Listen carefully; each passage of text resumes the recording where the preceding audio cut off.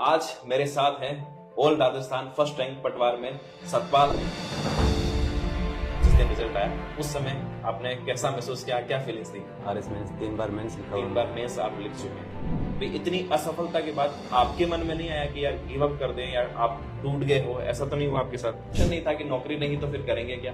Sir ये है कि शेड्यूल पूरा कर लेते हैं, फिर टेस्ट देते हैं तो अच्छी रैंक आती है, वो अपने आप में मोटिवेशन का काम करती है। इसके अलावा कुछ अलग ज्वाइन करना था और ये था कि क्वालिटी थोड़ा हार्ड बना रही है टेस्ट, तो ज्वाइन करना अपने आप में चैलेंज था। ये सर वो अपने आप में नया चैलेंज होता है कि उसे करके दिखाएं। और एक विद्यार्थी जो केवल तैयारी कर रहा है और एक विद्यार्थी जो तैयारी भी कर रहा है साथ साथ में पढ़ाई भी कर रहा है और टेस्ट प्रैक्टिस भी दे रहा है, दोनों में क्या अंतर आएगा? मतलब कि आपने तो टॉपर को खरीद लिया, मुझे थोड़ा सा आपके स्टडी रूटीन के बारे में बताइए। आप 8 घंटे स्टॉप पास में अगर पढ़ के तो बताइए रिवीजन का क्या तरीका था? आप रिवीजन कैसे करते थे? क्योंकि एग्जाम में रिवीजन बहुत इंपॉर्टेंट है। डिसिप्लिन तो जरूरी है। इसके लिए ये है कि मेरे सारे दोस्त नाराज हैं क्योंकि उनकी शादी में नहीं जा पाया। मतलब ऐसे कौन से खास दोस्त थे जिनकी आपने शादी छोड़ी? ऐसे 8-10 दिन ही अपने को एक 2 नंबर आधा नंबर पीछे रख देते। कंटिन्यू रिवीजन करते रहें और शेड्यूल पूरा करते रहें, हो जाएगा। ऐसे अभ्यर्थी जो अच्छे हैं, कई मैं जानता हूँ ऐसे अभ्यर्थी जो तैयारी में बहुत अच्छे हैं, है ना, मेहनत भी करते हैं लेकिन डिस्ट्रैक्टेड है, कहीं कहीं से डिस्ट्रैक्टेड है, ऐसे अभ्यर्थियों को क्या सलाह देना चाहेंगे? हेलो फ्रेंड्स, आप सभी का स्वागत है क्वालिटी एजुकेशन के अपने प्लेटफॉर्म पर। तो आज मेरे साथ हैं ऑल राजस्थान फर्स्ट रैंक पटवार में सतपाल। आज यहाँ पर साथ है, जो आप काफी टाइम से इंतजार कर रहे थे सर सतपाल का इंटरव्यू कब आने वाला है। तो फाइनली आज आप जो है आपका इंतजार खत्म हुआ, सतपाल का इंटरव्यू यहाँ पर आ रहा है। तो सबसे पहले तो आप सबकी तरफ से भी सतपाल को बहुत बहुत बधाई, शुभकामनाएं, आपका बहुत बहुत स्वागत है। बहुत बहुत धन्यवाद सर। पहला सवाल मेरा ये है कि ऑल राजस्थान फर्स्ट रैंक हासिल करने के बाद और जिस दिन रिजल्ट आया उस समय आपने कैसा महसूस किया, क्या फीलिंग्स थी? सर बहुत शानदार महसूस हो रहा था। ऐसे फील हो रहा था जैसे मुश्किल में बाढ़ आ गई है। हाँ। क्योंकि 3 तारीख से पहले घर वालों के कॉल आते थे, इसके अलावा कोई फोन आता नहीं था, लेकिन 3 तारीख के बाद तो बाढ़ सी आ रही है बधाइयों की। बिल्कुल।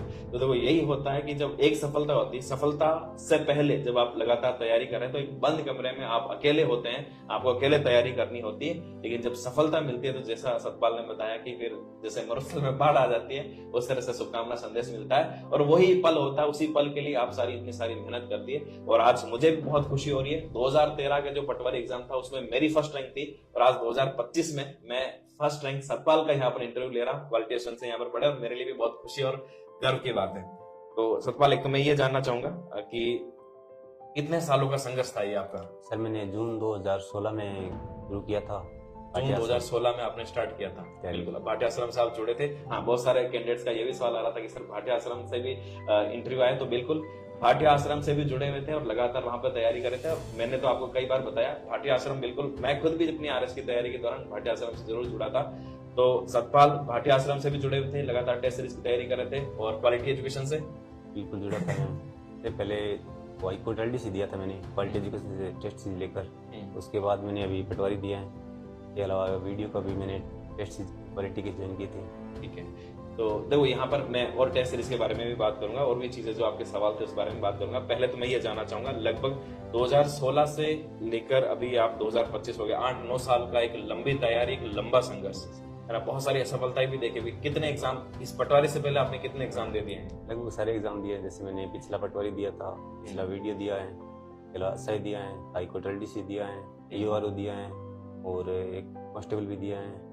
आरएस मेंस भी लिखे हैं? आरएस मेंस 3 बार मेंस लिखा हुआ। 3 बार मेंस आप लिख चुके हैं। तो इन हर एग्जाम में लगातार असफलताएं मिल रही थी? हाँ, किसी न किसी स्टेज पर आकर असफलता मिल जाती थी। असफलता मिल जाती है। फाइनल सिलेक्शन अभी फर्स्ट रैंक के साथ फाइनल सिलेक्शन हुआ। देखो मैं ये सवाल इसलिए पूछ रहा हूँ, कई बार कैंडिडेट्स को लगता है कि यहाँ पर फर्स्ट रैंक से सफलता हासिल की, लेकिन कई बार लगता है कि यार हमारे साथ इतनी सफलता क्यों मिल रही। कई लोग टॉपर्स भी ऐसे ही नहीं निकलते, उनके पीछे भी कई बार बहुत बड़ा संघर्ष होता है, बहुत सारी असफलता होती है। तो देखो कई विद्यार्थी अपने साथ ऐसे भी जुड़े हुए हैं जो लगातार तैयारी कर रहे हैं, कई बार DD में जा रहे हैं, कुछ पॉइंट मार्क्स से रह रहे हैं, लेकिन फाइनल सिलेक्शन नहीं हो रहा है। यहाँ आपके सामने ये जीता जागता उदाहरण है कि कितनी असफलता, कितने संघर्ष के बाद, लेकिन अगर आपने संघर्ष ईमानदारी से किया है, मेहनत ईमानदारी से किया तो सफलता भी मिलती है और बहुत बड़ी सफलता मिलती है। ये आपका जो है संघर्ष आज दिखाई दे रहा है। बहुत सारे अभ्यर्थी ऐसे भी होंगे जो पहली बार में सेलेक्ट हो जाते हैं, बहुत सारी चीजें होती है, लेकिन यहाँ पर आपके सामने एक उदाहरण ऐसा भी है जो इतनी तैयारी के बाद, इतनी असफलता के बाद भी टूटे नहीं और लगातार तैयारी के बाद आज वो मुकाम भी हासिल किया और राजस्थान फर्स्ट रैंक।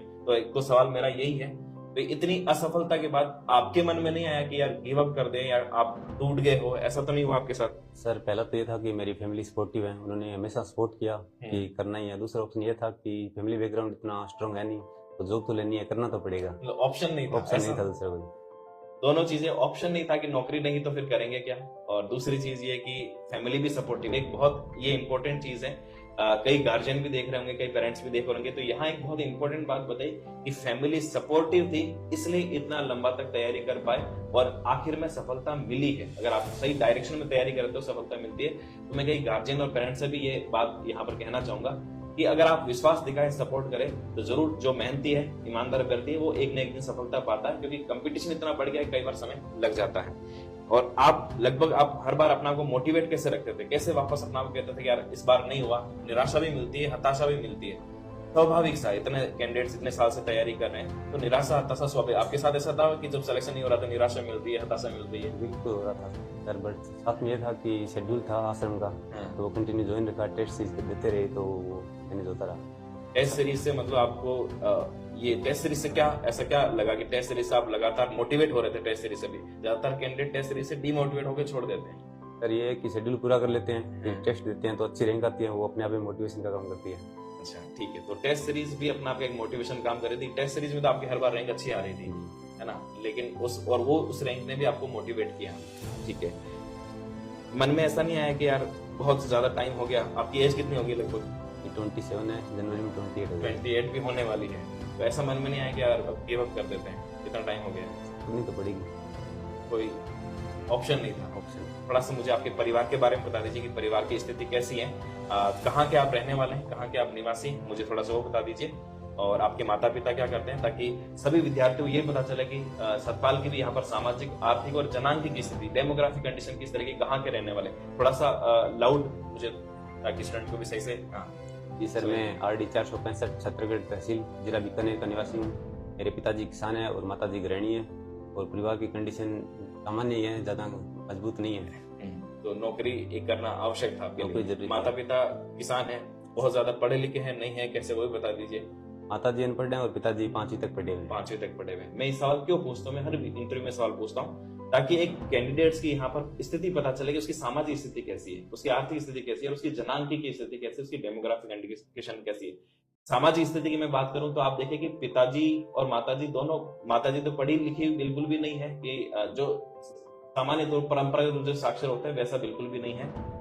पिताजी भी बहुत ज्यादा पढ़े हुए नहीं है। तो जो एक तो वो व्यक्ति होता है जिसके माता पिता खुद बहुत ज्यादा पढ़े लिखे हुए हैं, IAS RS ऐसे सेलेक्ट है, उनकी अभ्यर्थी की कंडीशन अलग होगी। और ऐसे जहां पर माता पिता बस आपको पढ़ा सकते हैं, लेकिन आपको खुद को कभी वो गाइड नहीं कर सकते हैं पढ़ाई के बारे में, है ना। एक होता है कि आर्थिक स्थिति, किसी की आर्थिक स्थिति बहुत अच्छी है तो उस अभ्यर्थी के लिए बहुत अच्छी सुविधाएं मिल जाती है, और तीसरी होती है जनांग की स्थिति।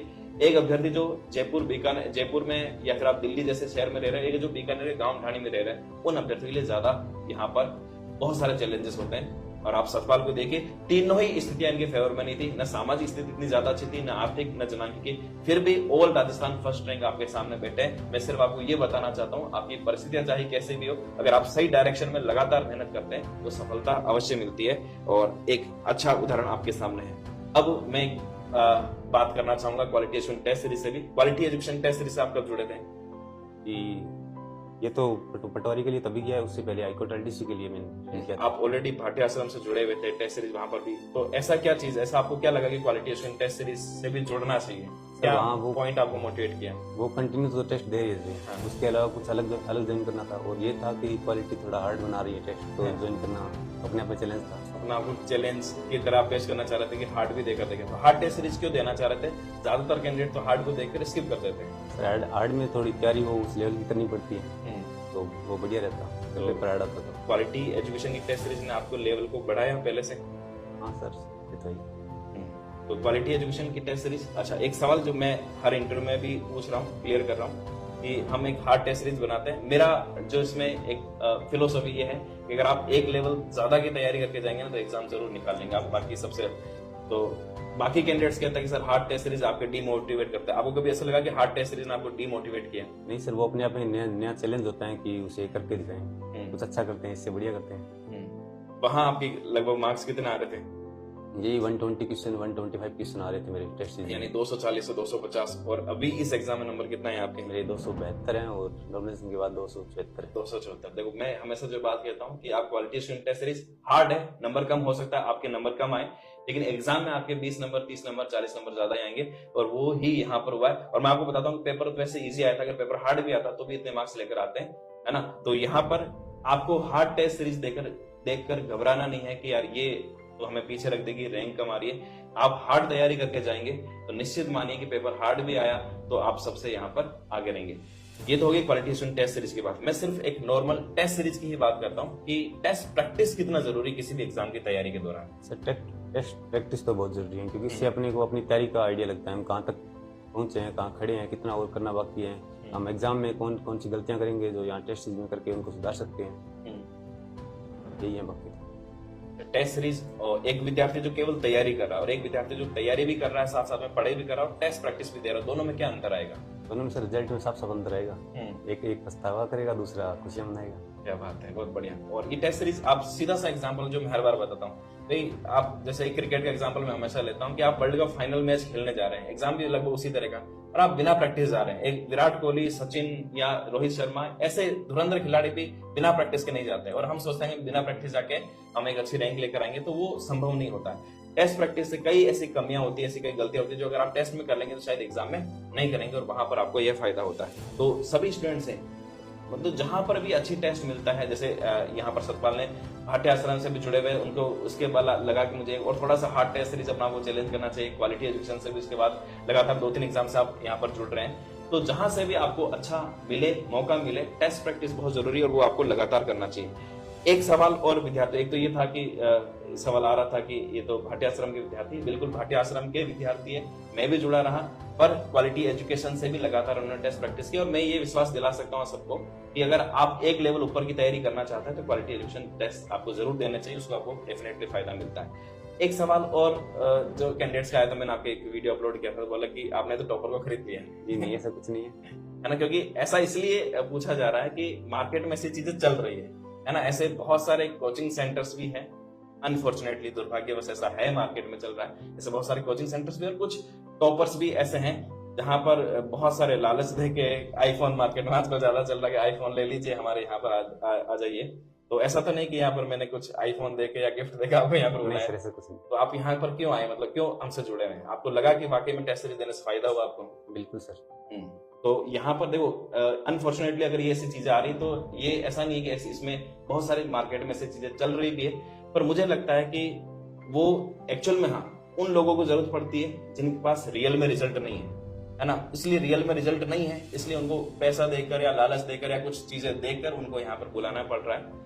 तो अगर कोई ऐसा करता भी है तो मुझे भी लगता है कि ये आने वाले फ्यूचर जो कैंडिडेट्स हैं उनके साथ बहुत बड़ा अन्याय है। क्योंकि आप अगर आपके पास रियल रिजल्ट नहीं है, मतलब उसके पास आपके पास रियल कंटेंट भी नहीं है, आप कचरा कंटेंट देकर फिर टॉपर्स को खरीद कर इस तरह से अगर रिजल्ट दिखा रहे हैं, तो ये आने वाले बहुत सारे विद्यार्थियों के साथ भी अन्याय होता है, क्योंकि उनको बहुत सारे जो है गलत कंटेंट यहाँ पर मिलने वाला है। तो मेरा आग्रह रहेगा ऐसे अभ्यर्थियों से भी कि आपको ये देखना चाहिए कि अगर आप टॉपर आ गए हैं तो आपके साथ बहुत सारे अभ्यर्थियों का फ्यूचर भी जुड़ा हुआ है। थोड़े से लालच के लिए या फिर ऐसा बिल्कुल नहीं करना चाहिए कि आप किसी गलत कंटेंट का भी प्रमोशन करें। हम पहले क्योंकि मार्केटिंग नहीं करते थे इतनी सारी, पर अब मुझे लगा कि अगर अच्छी चीजों का अगर आप मार्केटिंग नहीं करते हो तो मार्केट का सिद्धांत है कि बुरी चीजें उसकी जगह ले लेगी, है ना। मैं भाटी आश्रम का या फिर क्वालिटी का लगातार इसलिए बताता हूँ कि अगर हम भाटी आश्रम का भी मैंने देखा वो बहुत ज्यादा मार्केटिंग नहीं करते, और जब नहीं करते हैं तो होता क्या है कि बुरी चीजें उसकी जगह पर ले लेगी। तो अच्छी चीजों का भी मार्केटिंग होना बहुत जरूरी है। चलो कुछ आपकी स्ट्रेटेजी और उनके बारे में बात करते हैं। मुझे थोड़ा सा आपके स्टडी रूटीन के बारे में बताइए कि आपका पढ़ाई का तरीका क्या रहता था, किस तरह से, कितने घंटे आप पढ़ते थे और कितने टाइम जो है आप लगातार पढ़ाई को देते थे, वो बता दिए एक बार। जी रोज में 8 घंटे तक स्टडी करता था, उसके बाद वो रूटीन वर्क थे, क्योंकि रूम लेके रहता था तो रूम पे भी काम होते हैं, उसके अलावा रिविजन तो कंटिन्यू रहेगा। 8 घंटे, कई कैंडिडेट्स ऐसे बोलते हैं जैसे 8 घंटे में तैयारी सिलेक्शन हो जाता है, कई कैंडिडेट ऐसे बोलते हैं 12-14 घंटे पढ़ रहे हैं। 12-14 घंटे जरूरी है, आपके 8 घंटे में कैसे हो जाता था? आप 8 घंटे स्टॉप पास लगाकर पढ़ते थे दिखाइए। अच्छा, मतलब कहने का मतलब ये है कि ईमानदारी से आप 12-14 घंटे पढ़ते तब जाकर ईमानदारी से 8 घंटे निकलते हैं। 8 घंटे रेगुलर एक साथ पढ़े नहीं हो पाते, तो 8 घंटे पढ़ाई करने के लिए भी 10-12 घंटे तो निकालने पड़ेंगे, तब जाकर 8 घंटे। तो आपने ईमानदारी से 8 घंटे लगातार दिए और 8 घंटे करें। अच्छा, एक फ्रेशर कैंडिडेट है, आप तो काफी टाइम से तैयारी करें, एक फ्रेशर कैंडिडेट, पटवार का एग्जाम आपने देख लिया, आपने आरएस एग्जाम भी दिया, मैं पटवार जैसे एग्जाम की ही बात करता हूँ। एक कोई फ्रेशर कैंडिडेट है, नया अभ्यर्थी है, वो लगभग 8 घंटे या 10 घंटे कितने समय तक मेहनत करे, कितने महीना उसको पढ़ना होगा कि पटवार जैसा एग्जाम निकाल सकते हैं? सर कम से कम साल तो देना पड़ेगा, 1 साल एक तो। साल आपको लगभग दें, अगर एक साल अच्छे से तैयारी करें, 8-10 घंटे रेगुलर तैयारी करें तो ये एग्जाम निकाला जा सकता ईमानदारी से देगा तो चल जाएगा सर। है। हाँ, क्योंकि कंपटीशन बहुत ज्यादा है ना, और लगातार गांव ढाणी से भी बच्चे निकल रहे, कंपटीशन बड़ा है, तो एक साल आपको राजस्थान जैसे एग्जाम में देना पड़ेगा। और एक बार आपकी तैयारी अच्छी होगी तो फिर उसके बाद लगभग हर एग्जाम्स यहाँ पर क्लियर हो जाते हैं। अच्छा, आप आरएस का एग्जाम भी दे रहे हैं, आरएस मेंस भी आपने लिखे हैं, वहां आपको क्या लगता है, वहां आरएस में और पटवारी में क्या अलग अप्रोच रहती है? सर ये सब्जेक्टिव है, वो ऑब्जेक्टिव है, तो पूरा अंतर तो रहता ही है। ऑब्जेक्टिव में लिखना पड़ता है, वहां थोड़ी सी अलग तैयारी करनी पड़ती है। थोड़ा सा मुझे पटवार के और इनके बारे में, बहुत सारे विद्यार्थी जुड़े हैं जो आगे भी तैयारी करना चाह रहे हैं, मुझे बुक्स के बारे में भी और सोर्सेज के बारे में भी थोड़ा सा बता दीजिए कि आपने क्या क्या इस्तेमाल किए। बुक्स के बारे में बता दीजिए, जैसे आपने जीके में क्या पढ़ा है, मैथ्स रीजनिंग में, इंग्लिश में क्या पढ़ा है, थोड़ा सा उसके बारे में भी बता दीजिए। ये मैंने राजस्थान आर्ट कल्चर और हिस्ट्री के लिए स्टार्ट में तो लक्ष्य पढ़ी थी, क्योंकि आश्रम में वही लगाई हुई थी। उसके बाद में आश्रम की खुद की बुक है केसी प्रकाशन के नाम से, वो पढ़ी है। जियोग्राफी, राजस्थान जियोग्राफी के लिए मैंने पढ़ी है एच.एम. सक्सेना, के अलावा राजस्थान पॉलिटी के लिए राहुल चौधरी, और साइंस के लिए मैंने सिखवाल पढ़ी है। के अलावा मैथ के लिए, मैथ और रीजनिंग दोनों के लिए मथुरिया की है मैंने। मैथ्स और रीजनिंग सब्जेक्ट कैसे था? आप आर्ट्स बैकग्राउंड से हैं? आर्ट्स बैकग्राउंड से। आर्ट्स बैकग्राउंड से मैथ सब्जेक्ट कैसा आपका? मैथ और रीजनिंग दोनों स्ट्रॉन्ग है मेरे। मैथ्स और रीजनिंग दोनों स्ट्रेंथ। इंग्लिश कैसी है? इंग्लिश बढ़िया सर। ठीक है, अच्छी है। मतलब देखो, दो सब्जेक्ट जो मैं हमेशा कहता हूँ, जो भी अभ्यर्थी राजस्थान में अभी किसी एग्जाम में सिलेक्शन लेना चाहता है, दो सब्जेक्ट हमेशा आपको पीछे रख देते हैं। वो एक रीजनिंग फिर भी कर लेते हैं विद्यार्थी, मैथ्स आपको पीछे रख देता है, और इंग्लिश आपको पीछे रख देता है। आपके अगर आपकी भी कमजोरी, कुछ भी मत करो, आप 2 से 3 महीने अच्छे से समय दो और इन दो सब्जेक्ट को अच्छा कर लो। मुझे लगता है कि ज्यादातर अभ्यर्थी के साथ समस्या यही आ रही है। मैथ्स को स्ट्रॉन्ग कर लो, इंग्लिश को स्ट्रॉन्ग कर लो, आने वाले कुछ टाइम के बाद आप हर एग्जाम यहाँ पर क्लियर कर लेंगे। सतपाल के साथ यही था, मैथ्स और रीजनिंग दोनों आर्ट्स बैकग्राउंड होते हुए इन्होंने स्ट्रॉन्ग कर रखी थी। मैथ्स स्ट्रॉन्ग थी, इंग्लिश स्ट्रॉन्ग थी, और यही नतीजा था कि फर्स्ट रैंक भी यहाँ पर हासिल हुई। क्योंकि जीके तो काफी समय से पढ़ रहते हैं, मेरी फर्स्ट रैंक आई तो उसमें भी एक ही था। मेरे मैथ्स में 49 आउट ऑफ 50 में लेकर आया, मैथ्स बहुत अच्छी थी यहाँ पर, और वो एक ही सब्जेक्ट जो है आपको बहुत आगे ले जाता है। तो जो ज्यादातर आर्ट्स के विद्यार्थी हैं, आप देखिए कि उनकी मैथ्स कमजोर रहती है और वो अच्छी करते भी नहीं है। तो मैं आप सबको यहाँ पर एक मतलब सलाह दूंगा, गुजारिश कर रहा हूँ कि अगर आप वास्तव में सिलेक्शन लेना चाहते हैं तो थोड़ा सा एफर्ट्स लगाइए, डरना नहीं है, मैथ्स और इंग्लिश को अच्छा कीजिए। डेफिनेटली आप फिर कोई भी एग्जाम जो है आप पीछे यहाँ पर नहीं रहेंगे। थोड़ी सी मैं यहाँ पर बात करना चाहता हूँ, जैसे रिवीजन का क्या तरीका था, आप रिवीजन कैसे करते थे? क्योंकि एग्जाम में रिवीजन बहुत इंपॉर्टेंट है। जी सर, मेरा तो ये है कि मैं शेड्यूल के हिसाब से चलता हूँ, तो आश्रम हो या क्वालिटी, शेड्यूल के हिसाब से अपने आप रिवीजन हो जाता है। आप शेड्यूल के अनुसार रेगुलर टेस्ट दे रहे हो, तो टेस्ट के साथ ही आपका रिवीजन भी हो रहा है। रिवीजन के लिए आपने कोई विशेष अलग से कुछ किया नहीं है ना? तो बिल्कुल सही बात है। मैं भी हमेशा ये कहता हूँ कि आप सिर्फ टेस्ट शेड्यूल को जो हम दे रहे हैं, जैसे अपने भी यहाँ पर जो टेस्ट सीरीज होती है वो बिल्कुल भाटी आश्रम और लगभग अपना पैटर्न भी सेम है। पहले शुरुआत में टॉपिक वाइज होता है और उसके बाद फुल लेंथ होते हैं। तो टॉपिक वाइज के साथ आपका लगातार हर टॉपिक का रिवीजन होता रहेगा, पढ़ते रहे, आप सिर्फ उन्हीं को पढ़ते रहे तो आपका रिवीजन, उसके साथ आपको अलग से कुछ भी नहीं करना, शेड्यूल फॉलो कर लीजिए और उसके साथ साथ जो आपका रिवीजन भी हो जाएगा, पूरी तैयारी भी यहाँ पर हो जाएगी। और एक बहुत इंपॉर्टेंट चीज होती है तैयारी के दौरान, वो होता है डिसिप्लिन, ठीक है, अनुशासन। वो डिसिप्लिन जो है आपने यहाँ पर कैसे मेंटेन रखा? ज्यादातर कैंडिडेट जो होता है तैयारी के दौरान बहुत सारे डिस्ट्रैक्शन, सोशल मीडिया का हो या कभी दोस्त की शादी आ गई हो या कोई फंक्शन आ गया हो, वो अवॉइड नहीं कर पाते। ये भी एक तरह का होता है। आपने वो डिसिप्लिन कैसे मेंटेन रखा?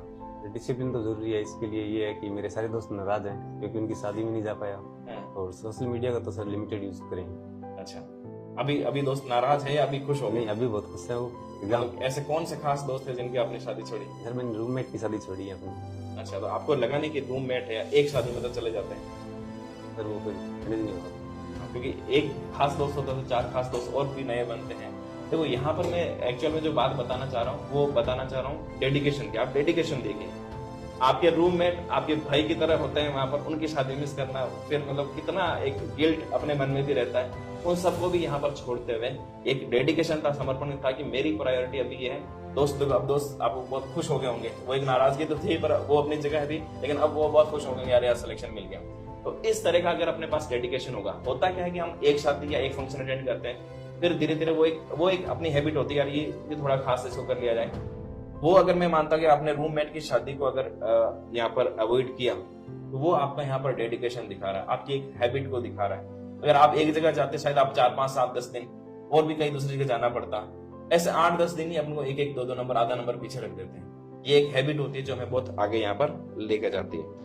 और थोड़ा सा मुझे बता दीजिए आपका टाइम मैनेजमेंट के बारे में भी, आप कैसे टाइम मैनेजमेंट करते हो? क्योंकि बाकी चीजें बहुत सारी करनी होती है, तो थोड़ा सा टाइम, ज्यादातर कैंडिडेट्स के लिए समस्या टाइम मैनेजमेंट को लेकर ही आती है। आप 8-10 घंटा भी लगातार पढ़ाई के लिए निकाल रहे थे, वो कैसे निकाल रहे थे सारे डिस्ट्रैक्शन को छोड़ के? सर रूटीन के हिसाब से करना पड़ेगा, खुद का रूटीन। जैसे सुबह उठने के बाद स्टडी स्टार्ट करनी है, वो एक फिक्स टाइम तक करनी है। जैसे मेरा था कि मैं 7 से 12 तक पढ़ता हूँ, उसके बाद शाम को थोड़ा रेस्ट लिया, उसके बाद कंटिन्यू, फिर शाम रात को कंटिन्यू। तो पढ़ाई के अलावा भी और क्या रूटीन था? पढ़ाई के अलावा ऐसी क्या चीज करते थे जो आपको रिफ्रेश रखती थी? जी, मैं संडे को क्रिकेट खेलने जाता था। अच्छा, क्रिकेट का शौक था आपका? जी ठीक है, तो संडे के क्रिकेट खेलना है, कुछ ऐसी हॉबी जो आपको वापस रिफ्रेश कर देती थी, वो भी लाइफ में जरूरी है, ठीक है? या ऐसा है कि पूरे दिन भर पढ़ाई पढ़ाई? एग्जाम के अभी लगातार आप 8 घंटे, एग्जाम के टाइम आपने पढ़ाई के घंटे बढ़ाए थे क्या? वो सर बूस्ट अपने आप मिल जाता है, करना पड़ता है। एग्जाम टाइम आता तो ऑटोमेटिक ही बढ़ जाता है, वो बढ़ा दें यहाँ पे। चलिए, अब लगभग मेरे ख्याल से जो भी इंपॉर्टेंट बातें थी वो लगभग हमने सामने रख ली। जो स्टूडेंट्स के सवाल थे बुक्स के, रिसोर्सेज के बारे में, अपनी जर्नी के बारे में, वो सब ने यहाँ पर बताए। और यहाँ पर सतपाल लगातार आरएस की भी तैयारी कर रहे हैं, आगे एसआई है उसकी भी तैयारी कर रहे हैं। तो हमारी शुभकामनाएं आपकी सबकी तरफ से, मैं बहुत शुभकामनाएं देता हूँ कि अब आगे एक एग्जाम क्लियर हो गया ना, अब लगातार आपके सारे एग्जाम यहाँ पर क्लियर होने वाले हैं। आपको शुभकामनाएं कि आप लगातार आगे, अभी जो आरएस एग्जाम है वो भी आप अच्छी रैंक से आप क्लियर करें। और लास्ट में जाते जाते एक कोई मैसेज ऐसे अभ्यर्थियों के लिए, मैं 2-3 कैटेगरी, एक ऐसे अभ्यर्थी जैसे आपकी तरह लगातार काफी टाइम से तैयारी कर रहे हैं लेकिन डीवी भी देने जा रहे हैं लेकिन हर बार कुछ मार्क्स रह जाते हैं, उन अभ्यर्थियों को क्या संदेश देना चाहेंगे आप? कंटिन्यू रिवीजन करते रहें और शेड्यूल पूरा करते रहें, हो जाएगा। टेस्ट प्रैक्टिस तो शेड्यूल के क्योंकि साथ तैयारी आपकी ऑलरेडी हो चुकी है, अब लगातार टेस्ट प्रैक्टिस करें, एनालिसिस करें, कहाँ कमी रह रही और उसको करें। एक ऐसे अभ्यर्थी जो बिल्कुल फ्रेशर है, नए नए अभ्यर्थी आ रहे हैं, उनको क्या मैसेज है आपका? वो आपके छोटे भाई है, उनको कुछ मैसेज देना चाहो? आप जिस भी इंस्टीट्यूट को ज्वाइन कर रहे हैं उसके प्रति विश्वास रखें, वो जो निर्देशित कर रहे हैं उनको पूरा करते रहें और तैयारी करते रहें और सोशल मीडिया से बचे रहें। ऐसे अभ्यर्थी जो अच्छे हैं, कई मैं जानता हूँ ऐसे अभ्यर्थी जो तैयारी में बहुत अच्छे हैं, है ना, मेहनत भी करते हैं लेकिन डिस्ट्रैक्टेड है, कहीं से डिस्ट्रैक्टेड है, ऐसे अभ्यर्थियों को क्या सलाह देना चाहेंगे? ना उसके बचिए, मैनेज कीजिए सर हर चीज को। रीजन मैंने बता दिया कि वो डिस्ट्रैक्टेड है, तो डिस्ट्रैक्शन को दूर कर दीजिए। सफलता आपकी ज्यादा दूर नहीं, अगर डिस्ट्रैक्शन थोड़ा से समय की बात है ना, थोड़े समय की बात है, एक बार आपने ये कर लिया, ये हैबिट बना ली, तो आप लाइफ टाइम जो है बहुत अच्छी जगह पर यहाँ पर पहुंच जाएंगे। सतपाल, आपका बहुत बहुत धन्यवाद, आभार कि यहाँ पर आए, आपने स्टूडेंट को गाइड किया।